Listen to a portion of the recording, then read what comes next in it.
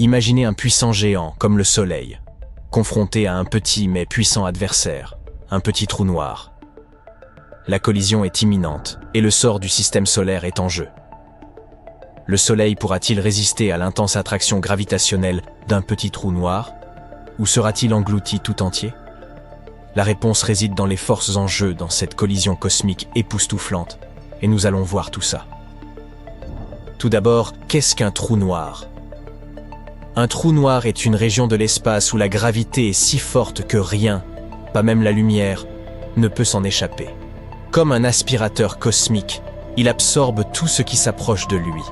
Il est si massif qu'il déforme le tissu de l'espace-temps tout autour de lui. Les trous noirs sont parmi les objets les plus effrayants et mystérieux de l'univers.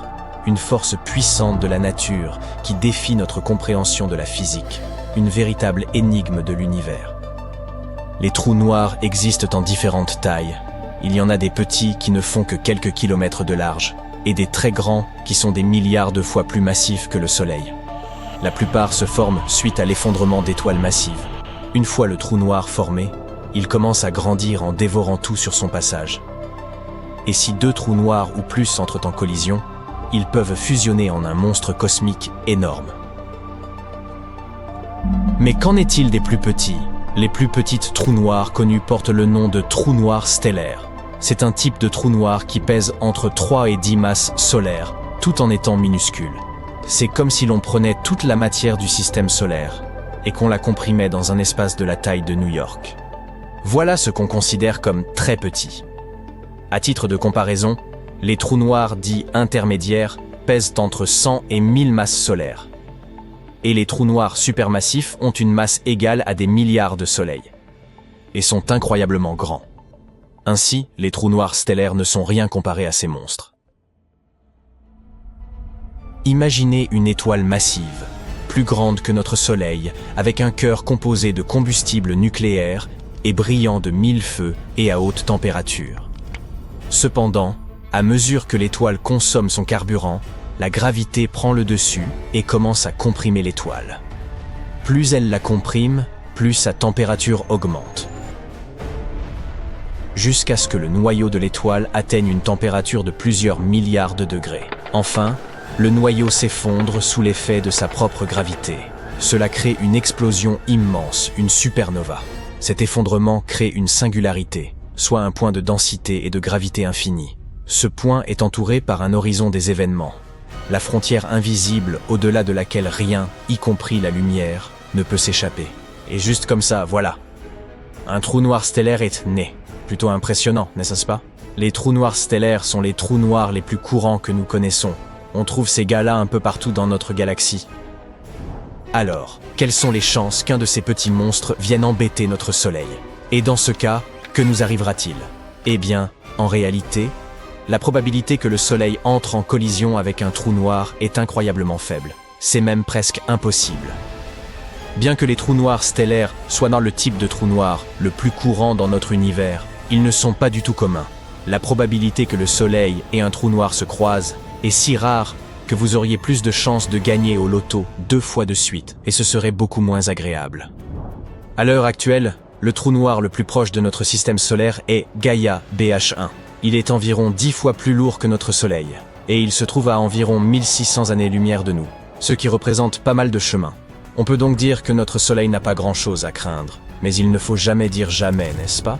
Comme avec n'importe quel événement astronomique, nous devons comprendre les différentes manières dont quelque chose comme cela pourrait se produire. Par exemple, un trou noir vagabond pourrait traverser notre système solaire, comme le font régulièrement les comètes et les astéroïdes. Malheureusement, contrairement à ces objets, les trous noirs sont invisibles et ne peuvent être détectés que par leur attraction gravitationnelle. Ce n'est donc pas comme si nous verrions un grand trou noir menaçant se précipiter vers nous. Plutôt, nous ne le remarquerions que par les perturbations qu'il causerait dans les orbites des différents objets à proximité. Alors, que faire maintenant? Nous savons que le Soleil est une étoile massive et lumineuse au centre de notre système solaire. Il a environ 4,5 milliards d'années et dispose de suffisamment de carburant pour durer encore 5 milliards d'années. Cette étoile est tellement grande qu'il est même impossible de se représenter son immensité. En fait, si vous mettiez toutes les planètes de notre système solaire dedans, il resterait encore pas mal de place. Et il est tellement massif qu'il contient presque 100% de la masse totale du système solaire. Il est donc difficile d'imaginer comment un petit trou noir insignifiant, des milliers de fois plus petit que notre étoile, pourrait la dévorer. Et vous avez raison, cela n'arrivera pas. Du moins, pas complètement. Alors, imaginez qu'un trou noir solitaire arrive dans notre système solaire et commence à se rapprocher du Soleil. À mesure qu'il se rapproche, son immense gravité commence à tirer de la matière de la surface du Soleil. Le Soleil commence à s'étirer et à se déformer. On appelle ça la spaghettification. Imaginez un élastique étiré jusqu'à ce qu'il casse. C'est à peu près ce qui lui arriverait. Tous ces matériaux rassemblés forment bientôt un disque tourbillonnant autour du trou noir. Un disque d'accrétion. À mesure que de plus en plus de matière est attirée, le disque se réchauffe et commence à émettre un rayonnement intense. Et à mesure que notre bel astre se laisse prendre dans ses sombres filets, d'énormes quantités d'énergie, sous forme de lumière et de chaleur, sont libérées. Le Soleil devient beaucoup plus lumineux et plus chaud. Ses couches externes se vaporisent, créant un immense nuage de gaz et de poussière qui s'étend sur de vastes étendues. Un vrai feu d'artifice cosmique, mais avec des conséquences terribles.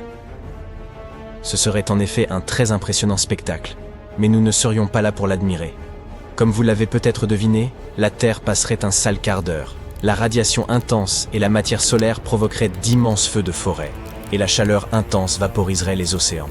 Notre planète baignerait dans un flux constant de particules à haute énergie, et l'atmosphère serait ionisée. En résumé, les chances de survie de toute forme de vie seraient proches de zéro. Et cette collision aurait des conséquences considérables, non seulement pour la Terre, mais pour tout le système solaire. La radiation intense et la chaleur vaporiseraient tout sur leur passage. Toutes les planètes seraient détruites. Mais le Soleil étant un objet beaucoup plus grand qu'une étoile typique, il ne se laisserait pas complètement dévorer par le trou noir. Il serait considérablement déformé et perturbé, ça oui. La gravité intense du trou noir entraînerait l'arrachement de ses couches externes, créerait une explosion massive, un événement de rupture par effet de marée. Mais de toute manière, à la fin, le trou noir l'emporterait. Il grandirait et un nouveau disque d'accrétion se formerait autour de lui. Comme nous l'avons vu, la collision du Soleil avec un trou noir, qu'il soit minuscule ou stellaire, serait un événement catastrophique. Mais heureusement, comme nous l'avons déjà mentionné, la probabilité d'une telle collision est extrêmement faible. Cependant, cela ne signifie pas que nous devions arrêter d'étudier les trous noirs et leur impact potentiel sur l'univers. Plus nous en apprenons sur ces objets mystérieux, mieux nous sommes équipés pour comprendre et prédire leur comportement. Alors continuons à rechercher, explorer et observer les profondeurs de l'espace. Et qui sait, peut-être qu'un jour nous tomberons sur un trou noir très curieux qui s'approchera un peu trop du Soleil. Espérons que d'ici là, nous soyons déjà sur une planète lointaine.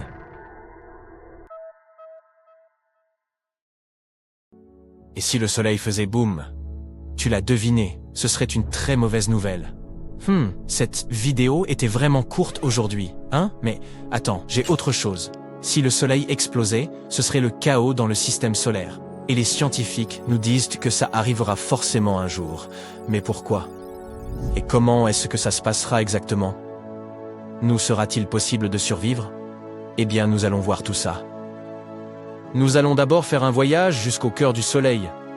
Il est rempli d'atomes d'hydrogène qui se livrent à une incroyable danse du diable.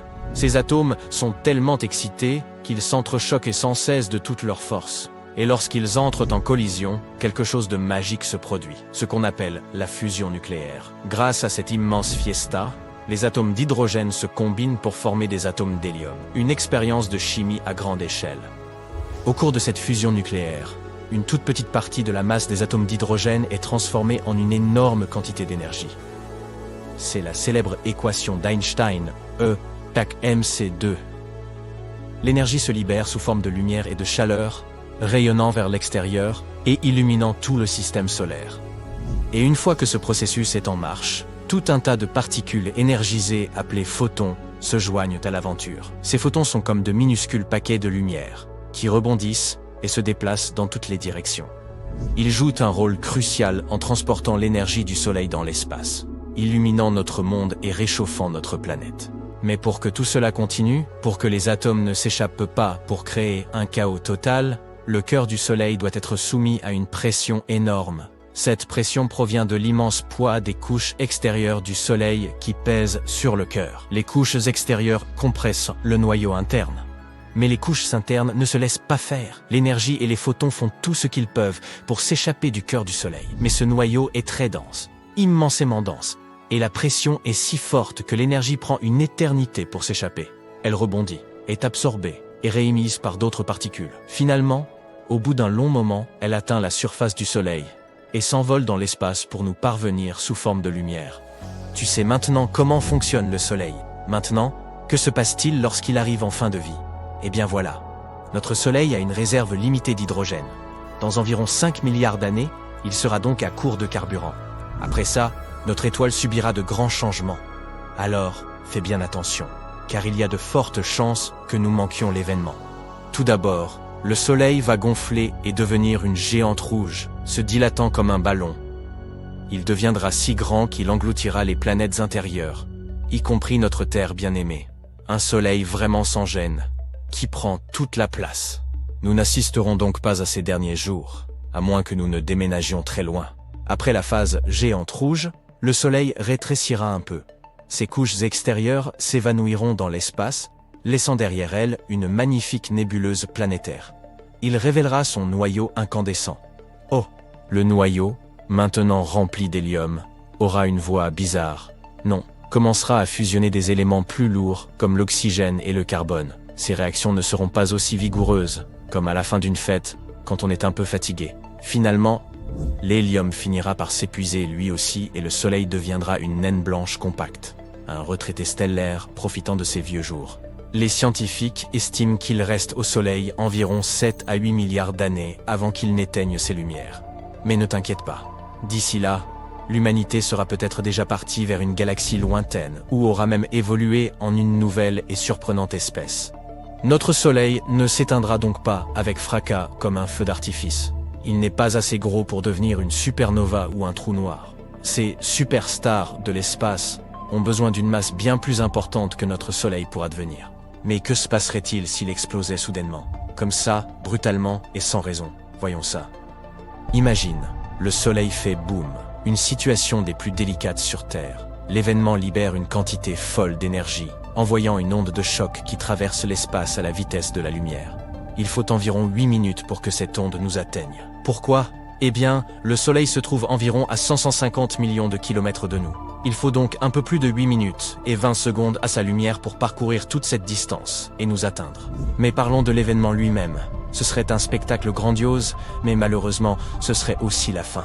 Les quantités folles d'énergie libérées provoqueraient une expansion rapide du Soleil qui engloutirait les planètes intérieures, y compris notre Terre. Et ce n'est pas tout. Prépare-toi à une gigantesque rafale de radiation. Le Soleil déverserait un torrent de particules superchargées. Des rayons X et des rayons gamma, le genre de particules qui peuvent sérieusement tout chambouler. En atteignant notre atmosphère, ces particules à haute énergie provoqueront un chaos incroyable. Elles ioniseront l'atmosphère, créant une énorme impulsion électromagnétique. Cette impulsion est comme une onde de choc pour les appareils électroniques. Elle les grille et les rend inutilisables. Si tes gadgets ne sont pas protégés, ils risquent de passer un mauvais quart d'heure. En parlant de mauvais quart d'heure, après ça, c'est l'évaporation instantanée qui nous attend. Mais le bouquet final du Soleil ne touchera pas que la Terre. Il fera des ravages dans tout le système solaire. Cette énorme explosion d'énergie écrasera tout ce qui se trouve sur son chemin. Les planètes seront éjectées de leur orbite confortable, ce qui provoquera un énorme désordre. La ceinture d'astéroïdes, entre Mars et Jupiter, adieu, elle disparaîtra. Oblitérée ou dispersée aux vents cosmiques. Et même les planètes qui survivront à l'événement sortiront de leur orbite pour aller errer dans l'espace. Et n'oublions pas les planètes extérieures, comme Jupiter et Saturne. Ces géantes génèrent leur propre chaleur, ce qui leur confère un certain confort et attire de nombreuses lunes. Mais le boom du Soleil leur volerait cette chaleur, les transformant en des endroits incroyablement froids. Maintenant que nous avons parlé de la catastrophe que cela représenterait pour le système solaire, posons la question suivante. L'humanité peut-elle s'en sortir? La réponse courte est non, ce n'est pas possible. Tout serait anéanti, sauf peut-être quelques bactéries discrètes cachées dans l'ombre. Mais dans le cas inimaginable où le Soleil nous aurait prévenu à l'avance, nous pourrions avoir une chance de nous en tirer. Si nous étions informés et que nous disposions d'assez de temps pour nous préparer, nous pourrions activer notre mécanisme de survie. Qu'est-ce que ça veut dire? Comme la Terre ne survivrait pas à la colère du Soleil, il nous faudrait déménager autre part. Tu te souviens que nous avons dit que toutes les planètes ne seraient non pas complètement détruites? Hélas, les plus proches du Soleil, Mercure, Vénus et la Terre, disparaîtraient. L'option la plus simple serait donc de déménager dans un autre système solaire possédant une planète semblable à la Terre. Mais que se passerait-il si la Terre parvenait à survivre à la catastrophe? Ne demandons pas comment, mais réfléchissons simplement aux conséquences. Eh bien, notre climat deviendrait fou. Pendant les premiers instants de la grande explosion, le rayonnement et les particules feraient monter la température en flèche. Une canicule sans fin, un cauchemardesque effet de serre. Les océans s'évaporeraient, créant des nuages épais qui retiendraient la chaleur et ne la laisseraient plus s'échapper dans l'espace. Et après ça, sans la chaude étreinte du Soleil, la Terre deviendrait un véritable congélateur. Il faut donc sortir des sentiers battus. Une idée serait de s'abriter profondément sous terre, là où nous ne serons pas tellement affectés par les radiations et les changements soudains de température. Plus tu creuses, plus la température augmente. Ainsi, avec les bons outils et les bonnes ressources, l'humanité pourrait se terrer dans des bunkers fortifiés et survivre pendant quelques années sans les rayons du Soleil. Pourquoi seulement quelques années? Tu te souviens que nous avons dit que le Soleil est le centre de gravité de notre système solaire. Sans lui, la Terre serait à la dérive, à la recherche d'un nouveau centre de gravité. Imagine notre planète, notre fidèle satellite, la Lune, et toutes les autres planètes flottant lentement dans l'espace. Heureusement, notre fidèle Soleil tient bon, nous gardant au chaud et nous éclairant pour encore pas mal de temps. Nous sommes donc en sécurité pour quelques milliards d'années. Mais il est toujours amusant d'imaginer des scénarios impossibles. Alors à bientôt pour de nouvelles aventures. Désolé, Star Wars, mais des astronomes ont découvert un système stellaire bien plus intéressant. Savais-tu que notre système solaire faisait un peu exception dans la galaxie? En général, les étoiles ne sont pas solitaires. Certaines ont même plusieurs compagnons. Par exemple, les systèmes stellaires binaires sont très courants. Ils sont constitués de deux étoiles en orbite autour d'un centre de masse commun. Généralement, on ne peut pas les voir à l'œil nu. Pour un observateur, elles se fondront, probablement l'une dans l'autre, et sembleront ne former qu'une seule étoile. Par exemple, Alpha Centauri A et B forment ensemble un système binaire. Elles font partie des étoiles les plus brillantes de leur constellation et sont les troisièmes plus lumineuses de tout le ciel nocturne, dépassées seulement par Sirius et Canopus. Si tu les observes, elles te paraîtront n'être qu'une seule étoile. Mais il existe aussi ce que l'on appelle des étoiles doubles. Elles sont si proches l'une de l'autre qu'elles peuvent sembler former un système binaire, mais ce n'est pas toujours le cas. Tu peux même faire un petit test. Dans la constellation de la Grande Ourse, essaie de chercher Mizar et Alcor. Elles sont un peu difficiles à voir, elles se trouvent sur le bras de la Grande Ourse. Si tu arrives à les distinguer l'une de l'autre, alors tu as une bonne vue. Mais pourquoi se contenter de deux étoiles quand on peut en avoir plus? Les systèmes triples sont également assez courants, avec 3 étoiles qui orbitent les unes autour des autres dans une délicate danse cosmique. Ces systèmes sont toujours pleins de surprises, car leurs orbites sont très difficiles à prédire. Mais tout cela fait pâle figure en comparaison de notre récente découverte. Il y a quelques années, une équipe de chercheurs a trouvé un système solaire à 5 étoiles. Situé à 250 années-lumière dans la constellation de la Grande Ourse, c'est la mission Super WASP qui l'a déniché. Toutes ces étoiles sont nées du même disque de poussière et de gaz. Et elles sont liées entre elles par une danse gravitationnelle très complexe. Cela ne veut pas dire qu'elles sont toutes très proches les unes des autres. Leur piste de danse est plutôt vaste en réalité. Elles sont séparées par une distance supérieure à celle de l'orbite de Pluton autour du Soleil. En général, ces grands systèmes sont constitués de systèmes plus petits. Par exemple, dans ce cas, il y a 2 étoiles très éloignées. 2 étoiles si proches que l'une d'elles vole pratiquement l'hydrogène de l'autre. Oh, la vilaine. Et une étoile solitaire. Mais elles orbitent toutes autour d'un centre de gravité commun. Avec toutes ces interactions, c'est un miracle qu'elles n'entrent pas en collision. Ce serait la pagaille dans le ciel. Mais la grande complexité de ces systèmes très rares n'est pas surprenante. Et cela soulève une question majeure. Quel type d'environnement unique pourrait exister dans de tels systèmes? À quoi ressemblerait notre vie si nous y vivions? Nous allons voir ça. Imagine un peu, tu es sur une planète en orbite autour de l'une des étoiles d'un système quintuple. C'est une journée ensoleillée et tu es prêt à aller à la plage. En sortant de ta maison spatiale, tu regardes le ciel et tu vois non pas un, ni deux, mais 5 soleils qui brillent comme des diamants.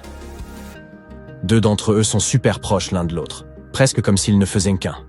Puis tu vois l'autre paire, un peu plus éloigné, chacun avec son propre éclat. Et enfin, l'étoile solitaire dans le coin, qui fait son petit bonhomme de chemin, c'est vraiment impressionnant. Tu te demandes peut-être, mais à quoi ressemblerait le cycle jour-nuit et le cycle des saisons sur une telle planète? Eh bien, ça risque d'être un peu compliqué. En fonction des orbites des étoiles, la planète pourrait connaître des phases de clarté et d'obscurité assez aléatoires. Il pourrait même y faire jour ou nuit constamment, ou durant de très longues périodes. Tout dépend de l'emplacement de la planète.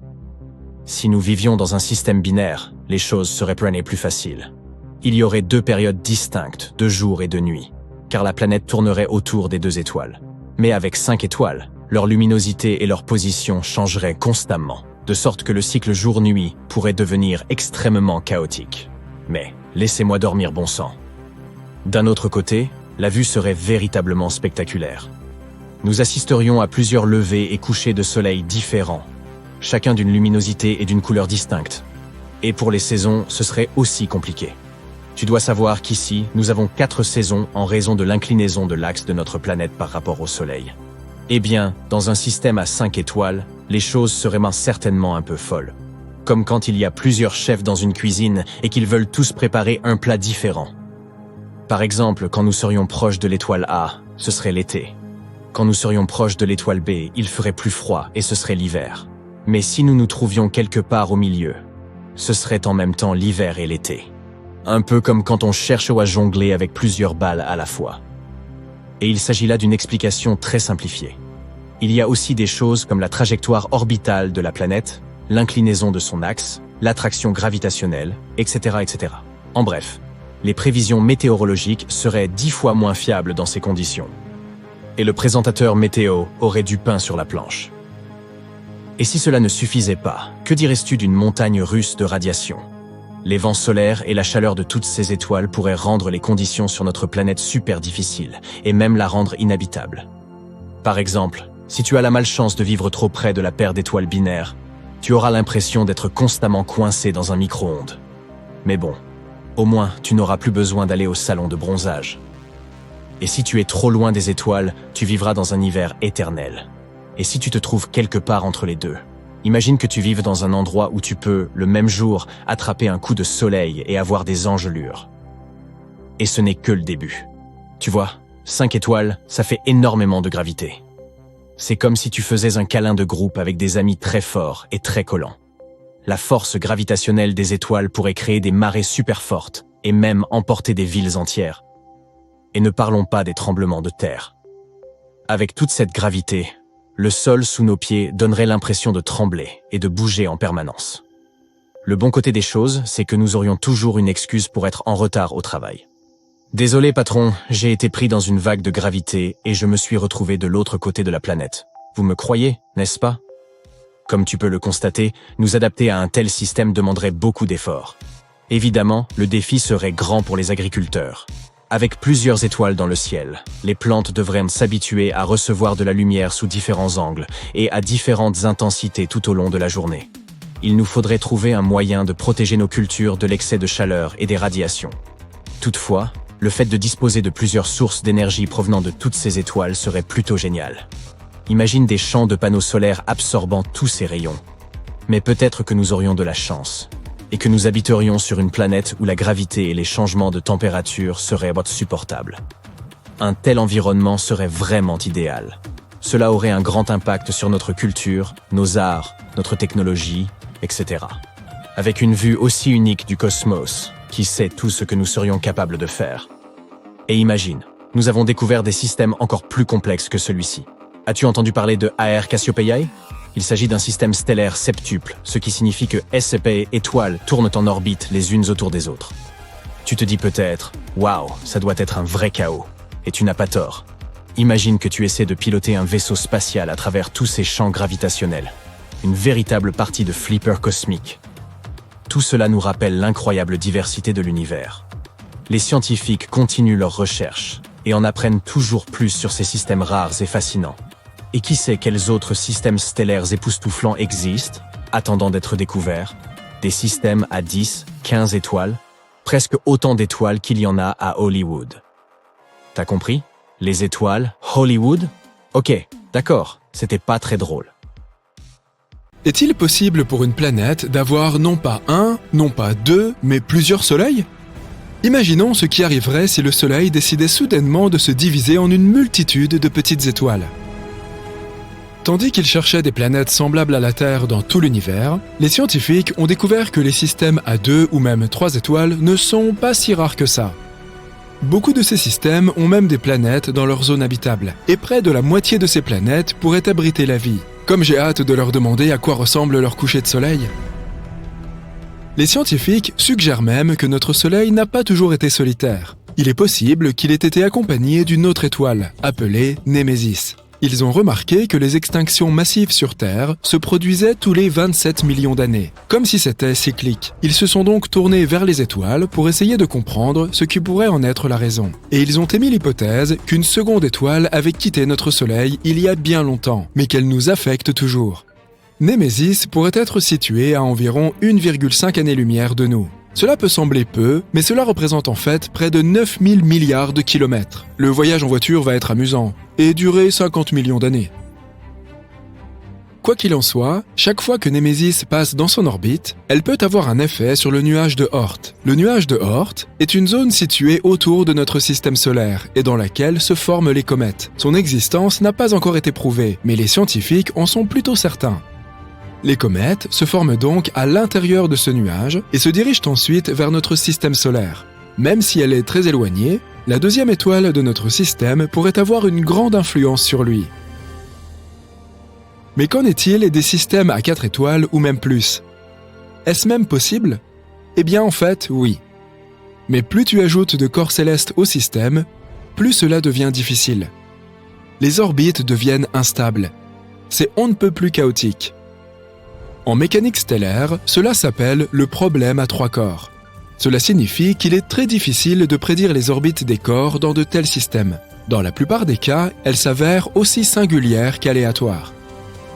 Isaac Newton est le premier à l'avoir remarqué. Il a essayé d'appliquer ses découvertes sur la gravitation à la Terre, à la Lune et au Soleil. Et il s'est retrouvé confronté à un sacré casse-tête. Il n'était pas facile de comprendre comment 3 objets stellaires orbitent de façon si stable les uns autour des autres. Et il ne s'agissait encore que d'une planète et d'un satellite. Et si on ajoutait plusieurs étoiles? Je ne voudrais pas être à la place de ceux qui devront calculer tout ça. Ah oui, c'est vrai, je ne suis pas scientifique. Quoi qu'il en soit, nous savons que les systèmes à 3 étoiles sont extrêmement chaotiques. Mais qu'en est-il des systèmes avec encore plus d'étoiles? Ils sont très très rares. En 2021, la NASA a découvert un système stellaire composé de pas moins de 6 étoiles. C'est tout simplement fou. Bien sûr, il n'y a pas de planète dans ce système, mais qui sait, nous trouverons peut-être un jour un système de ce genre, mais avec des planètes en plus. Dans de tels mondes, la chorégraphie gravitationnelle est très complexe. Il faut des conditions très spécifiques pour que tout tienne bien ensemble. C'est un peu comme marcher sur une corde raide au-dessus d'un abîme. Avec tout cela en tête, essayons d'imaginer ce qui se passerait si le Soleil se transformait soudainement en plusieurs petites étoiles. Oh là là, il va nous falloir une simulation très détaillée. Non, nous allons probablement avoir besoin d'une douzaine de simulations pour que cette chose fonctionne, parce que sinon, nous n'aurons que quelques options. Première option, nous divisons le Soleil en 5 ou 10 petits soleils. Nous dispersons ces derniers non loin les uns des autres. Ils détruiront notre système en quelques heures. Et oui.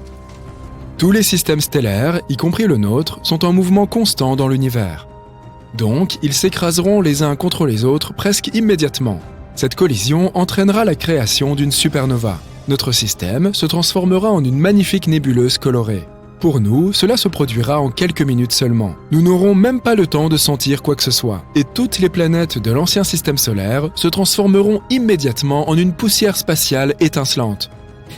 Mais ce n'est peut-être pas la meilleure option pour nous, n'est-ce pas? Voyons si cela peut se passer autrement. Deuxième option. Puisqu'ils ne peuvent pas être placés si près les uns des autres, essayons de les placer aussi loin que possible. Et dans ce cas, ils vont simplement s'en aller. Adieu! Leur force gravitationnelle est trop faible pour que tout se maintienne. Nos petits soleils quitteront simplement le système solaire, voyageant dans l'espace dans diverses directions. Ensuite, les planètes abandonnées n'auront plus d'orbite. Et ça inclut la Terre, bien sûr. Nous deviendrons ce qu'on appelle une planète vagabonde. Au début, nous ne nous rendrons même pas compte que la planète a quitté son orbite. Nous n'aurons donc pas le temps de faire quoi que ce soit, et un froid terrible s'installera. Quelle fin triste et poétique. Bon, aucun de ces dénouements n'est très folichon. Oh d'accord, il nous reste une dernière option. Notre principal problème est de faire en sorte que chacune de ces petites étoiles ait une masse égale. Mais jette un coup d'œil à tous ces systèmes multi-étoiles que nous avons déjà découverts. Tu verras qu'aucun d'entre eux ne ressemble à un groupe harmonieux de boules lumineuses. Au lieu de cela, on y trouve quelques grandes étoiles, et le reste, les petites, sont en orbite autour d'elles. Alors, que penserais-tu de 2 grandes étoiles avec 2 plus petites? À quoi ressemblera la Terre alors? Eh bien, son orbite deviendra terriblement instable. Nous nous agiterons d'avant en arrière, et ce n'est pas vraiment recommandé, pour être tout à fait franc. Nous savons à quoi cela peut mener, car, et c'est tout simplement fou, cela nous est déjà arrivé une fois. Oui, il y a environ 70 000 ans. Une étoile solitaire a visité notre système solaire.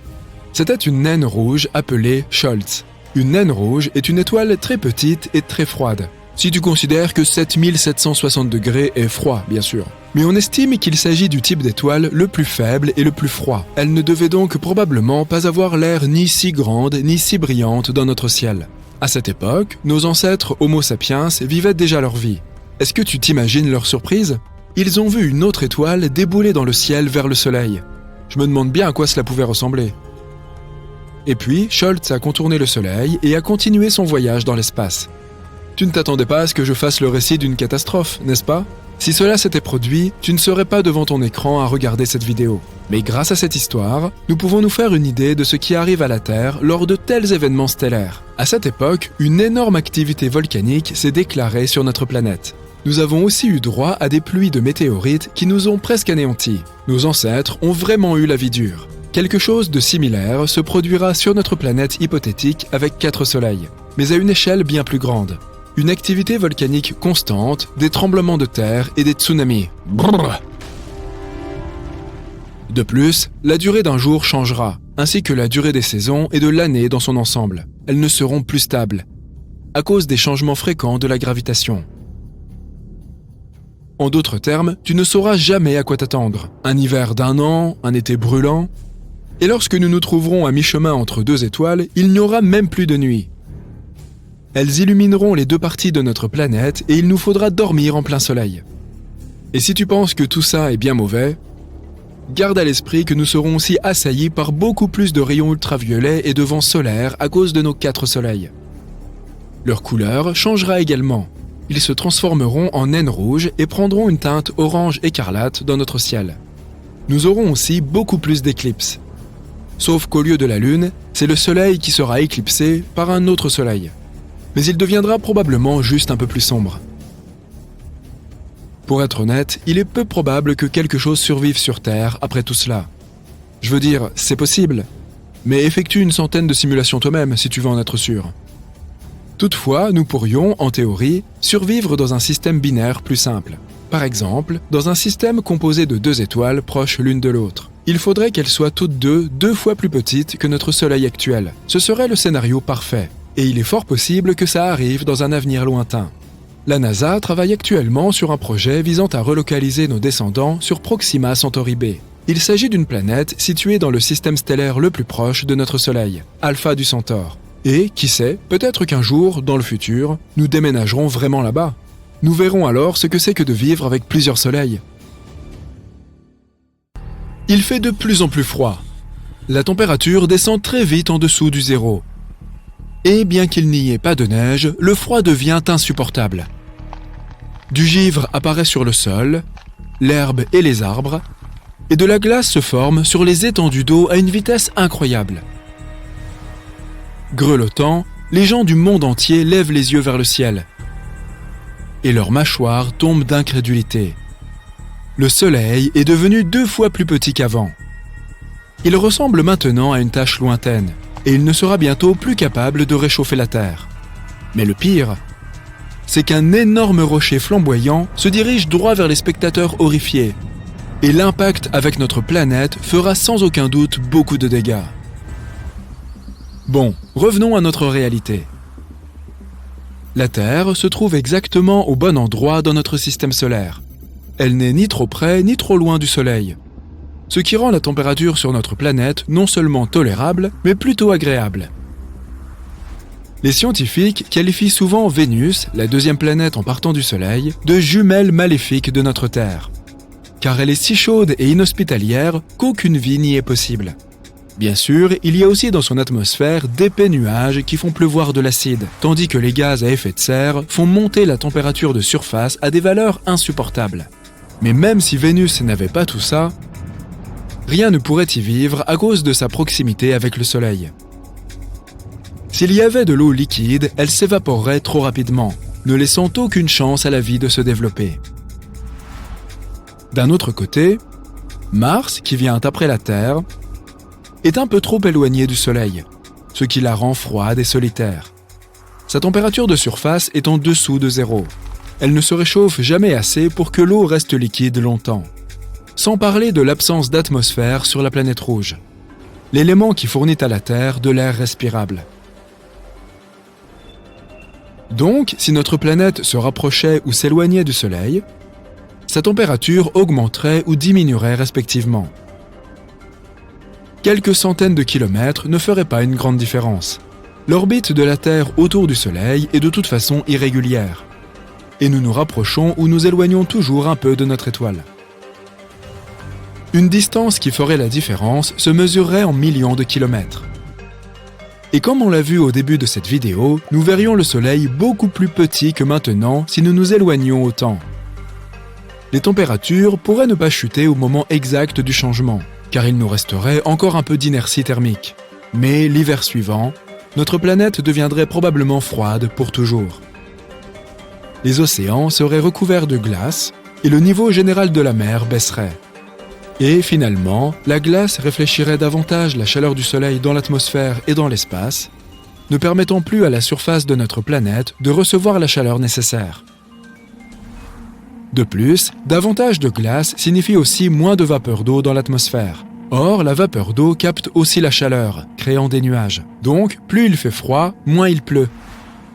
Le froid et le manque de pluie ne permettraient pas aux plantes de survivre longtemps, si bien que des zones glacées et stériles se développeraient rapidement, ne laissant intactes que les zones situées le long de la berge des fleuves, en tout cas pour un temps. Au bout d'un certain temps, les cours d'eau cesseraient aussi de couler, étant soit gelés, soit asséchés en raison de la perte de leur source, à savoir les lacs et les mers qui, bien sûr, gèleraient aussi. Toute vie disparaîtrait aussi autour d'eux. Les plantes d'abord, et avec elles, tout le reste, puisque les plantes produisent à la fois de la nourriture et de l'air respirable. Et à la fin, la Terre deviendrait un immense no man's land gelé. Quant au rocher géant flamboyant dont nous avons parlé, il s'agit d'un astéroïde venu de l'espace à cause du déplacement de l'orbite de notre planète. Jupiter, la plus grande planète de notre système solaire, agit comme un bouclier naturel pour nous contre les roches spatiales. Elle a une masse colossale et la plupart des astéroïdes lancés depuis l'espace sont piégés par sa gravité et tombent à sa surface. Il n'y a pas de vie possible sur Jupiter et sa surface est gazeuse, donc les astéroïdes ont tendance à y disparaître sans laisser de traces. Malgré tout, certains parviennent à dépasser Jupiter et c'est alors que Mars entre en jeu. Elle contribue aussi à notre défense en maintenant en place la ceinture d'astéroïdes entre elle et Jupiter. La masse combinée des deux planètes crée un champ gravitationnel qui ne permet pas aux astéroïdes de la ceinture de voler dans des directions aléatoires, frappant tout sur leur passage. S'il n'y avait pas Mars entre nous et la ceinture, nous serions presque davantage habitués aux pluies de météores qu'à la pluie que nous connaissons. Mettons que la Terre ait remplacé Mars sur son orbite et que nous soyons maintenant quelques centaines de millions de kilomètres plus loin du Soleil. La masse de la Terre est plus ou moins similaire à celle de Mars. Donc, la ceinture d'astéroïdes est toujours à sa place. Mais les températures vont quand même baisser et la vie va bientôt s'éteindre. Mais si Mars restait là où elle est, et que la Terre se déplaçait simplement, ce serait un désastre. Il n'y a aucune chance pour que les planètes tournent autour du Soleil à la même vitesse, car leur masse n'est pas égale. À un moment donné, elles entreraient en collision les unes avec les autres. En tenant compte de leur vitesse, elles se fissureraient et se briseraient toutes les deux, créant peut-être une autre ceinture d'astéroïdes dans notre système solaire. Nous n'aurions pas plus d'espoir si la Terre se rapprochait du Soleil. Outre le fait que l'étoile ressemblerait davantage à une boule de feu géante et impitoyable dans le ciel, sa chaleur ferait fondre les glaciers de notre planète, faisant monter brusquement le niveau des mers. L'eau inonderait de grandes parties des continents et une surface croissante de la planète serait recouverte d'eau, ce qui signifie une plus grande absorption de chaleur. Cela entraînerait une nouvelle hausse de la température. De plus, ces grandes masses d'eau s'évaporeraient rapidement, libérant des tonnes de vapeur d'eau et de dioxyde de carbone dans l'atmosphère. Le dioxyde de carbone est un gaz à effet de serre qui absorbe la chaleur, tout comme la vapeur d'eau. Ensemble, ils retiendraient de plus en plus la chaleur du Soleil, créant des nuages épais et tourbillonnant dans le ciel, presque comme sur Vénus, mais sans l'acide. Et cette épaisse couche de nuages contribuerait aussi à chauffer la surface de notre planète. Au final, la Terre entière se réchaufferait tellement que la vie à sa surface deviendrait globalement insupportable. Seules les créatures les plus résistantes seraient capables de survivre à des températures aussi élevées. Celles qui vivent dans les déserts, par exemple. Malgré la présence de précipitations, qui ne cesseraient pas comme dans le scénario froid, les plantes auraient du mal à s'adapter à ces nouveaux environnements torrides. Celles des régions plus fraîches de la planète seraient les premières à se faner et à disparaître. Mais ensuite, les plantes des climats tempérés et enfin tropicaux disparaîtraient aussi. Et une fois de plus, la Terre se transformerait en une boule de roche stérile, mais cette fois-ci surchauffée plutôt que gelée. La distance de notre planète par rapport au Soleil, son inclinaison, sa vitesse de rotation autour de son axe, son orbite autour du Soleil, et même la présence de la Lune dans le ciel, tout cela est crucial pour que la vie sur Terre perdure.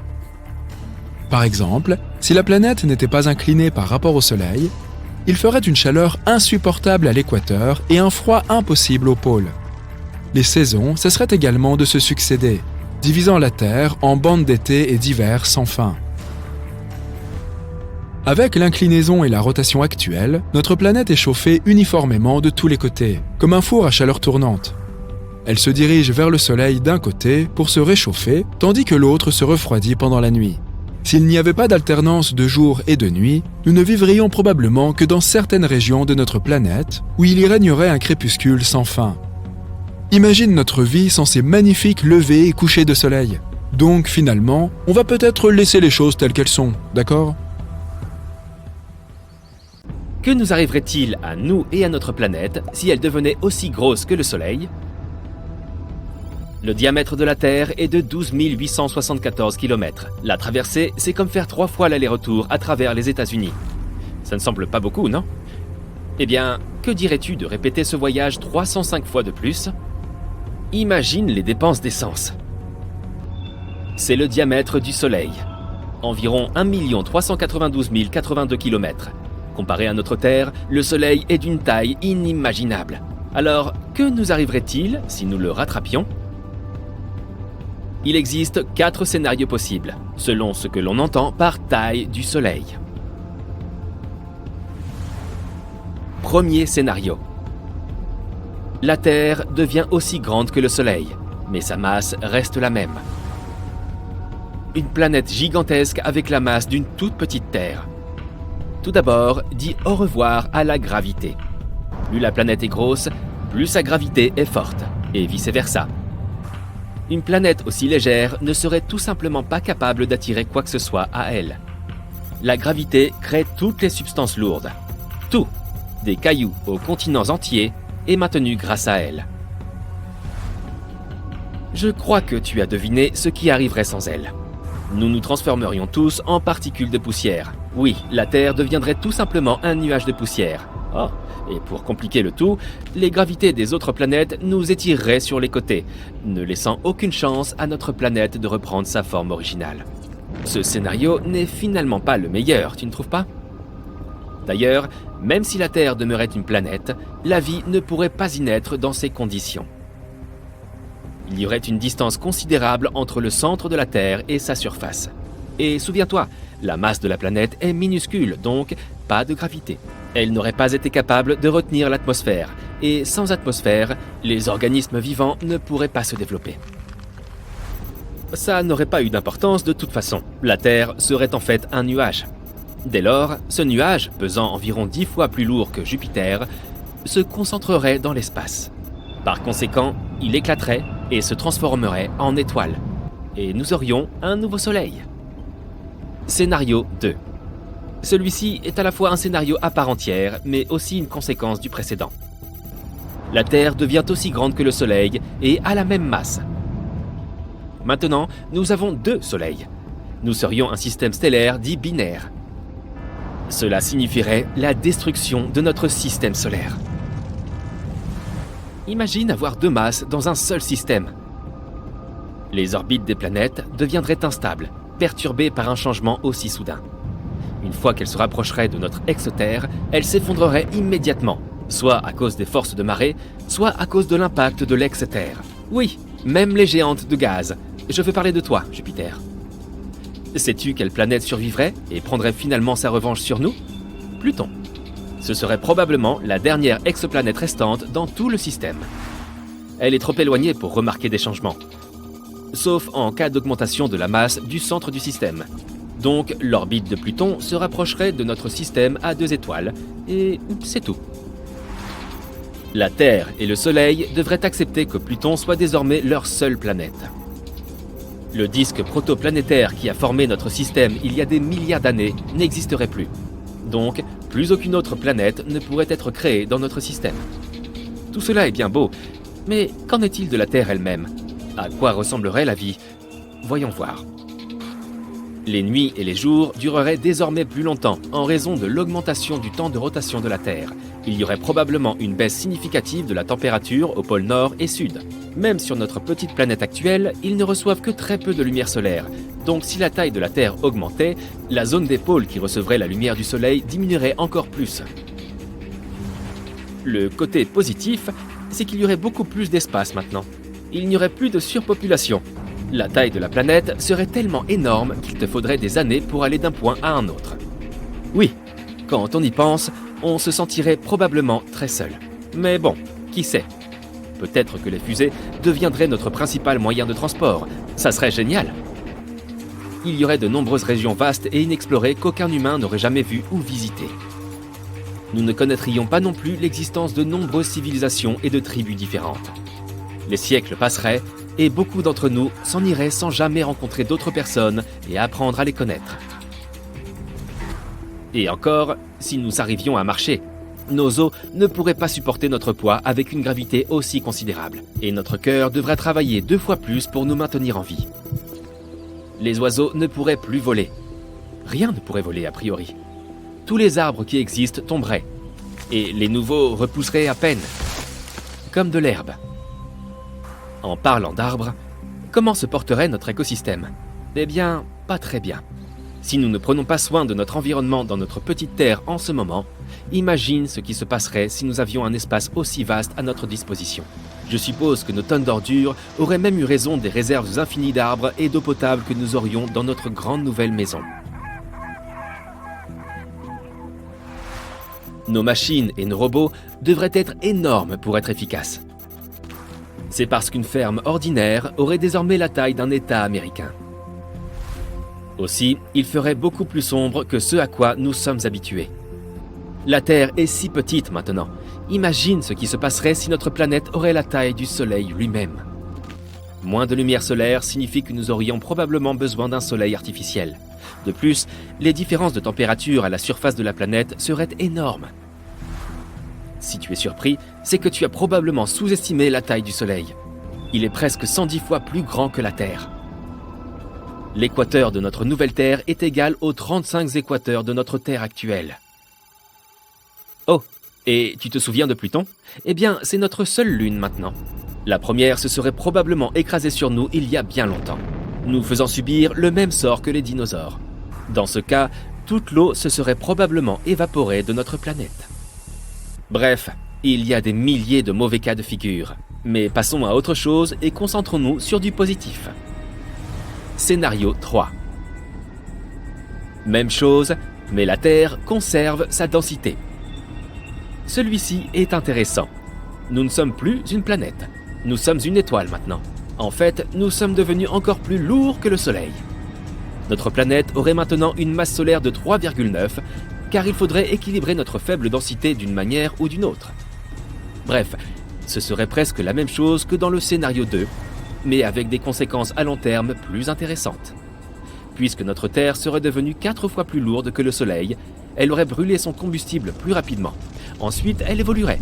En fonction de la masse de son noyau, elle deviendrait une supernova où ses couches extérieures exploseraient pour former une nébuleuse planétaire. Si elle devient une supernova, le Soleil, qui était si proche de nous, exploserait. Et il ne resterait plus que notre Terre, une boule solitaire d'un diamètre minuscule de 19 km. Nous serions une étoile à neutrons, c'est-à-dire une étoile constituée de matière neutronique dégénérée. Cette matière est ultra dense et tourne très vite, alors mieux vaut ne pas s'en approcher. Si la Terre devenait une nébuleuse, le Soleil recueillerait toute la poussière et l'ajouterait à sa masse. Nous aurions désormais un Soleil légèrement plus gros et une naine blanche. Le temps passe, et le grand-père Soleil vit sa vie. Il deviendrait une géante rouge après avoir épuisé l'hydrogène de son noyau. Il commencerait à se dilater et laisserait sa matière, principalement de l'hydrogène, à la naine blanche. C'est nous. Lorsque la matière atteint des températures et des pressions suffisamment élevées, la fusion nucléaire se produit. Nous nous transformerions en une nova. Hurrah! Nous serions de nouveau une étoile solitaire, mais une étoile quand même. Que se passerait-il ensuite? Tu vois, une étoile est une bataille de forces opposées.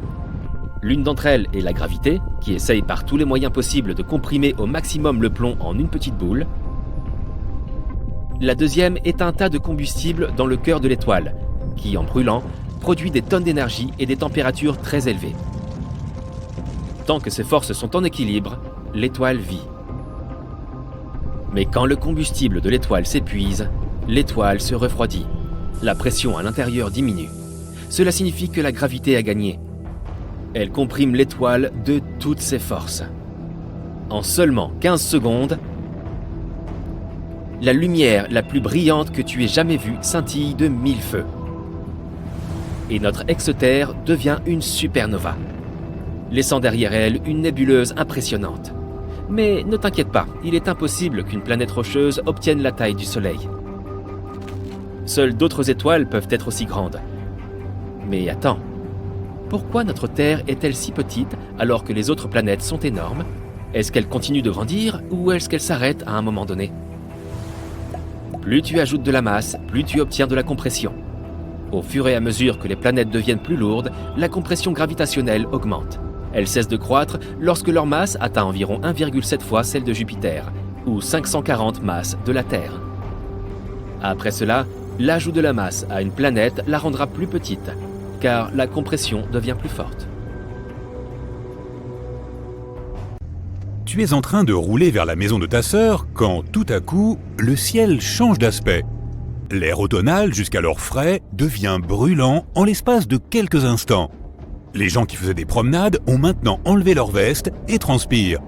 Les gens qui prévoyaient de partir en week-end au ski ont annulé leur plan à la dernière minute pour se rendre à la plage. C'était le coucher du soleil, mais le ciel est devenu aussi clair que le jour. Tu attrapes tes lunettes de soleil et continues à conduire. Rien ne semble normal, mais les gens ne paraissent pas s'en soucier.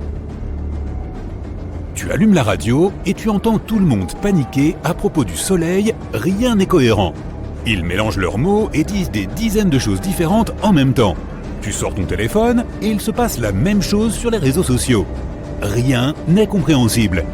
Il y a juste des gens qui parlent de la façon dont le soleil se rapproche de la Terre. Des pas claquent le long d'un couloir tranquille.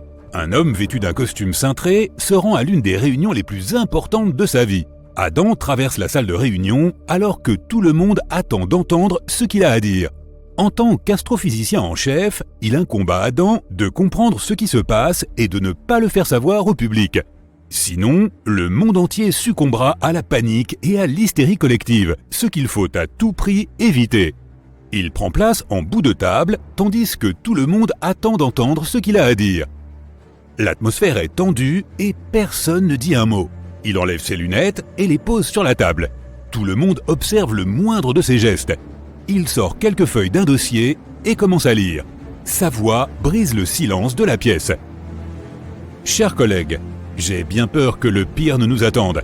Après d'innombrables heures d'observation et d'analyse, nous avons découvert qu'un morceau du Soleil a abandonné son orbite et se dirige vers nous. Nous ne savons pas encore de quelle partie du Soleil il s'agit, mais nous savons qu'une fois qu'il nous aura frappés, nous n'aurons peut-être plus de planète Terre. La tension dans la pièce est palpable. Tout le monde se regarde confusément. Adam répond à autant de questions qu'il peut, mais lui-même n'a pas toutes les réponses. En quelques minutes, la presse divulgue un enregistrement vocal du discours d'Adam et le monde devient fou. Tu viens d'entendre un extrait du discours d'Adam et tu n'es pas trop convaincu de sa validité. Même si le ciel s'éclaircit de seconde en seconde, il n'y a encore aucune raison de paniquer.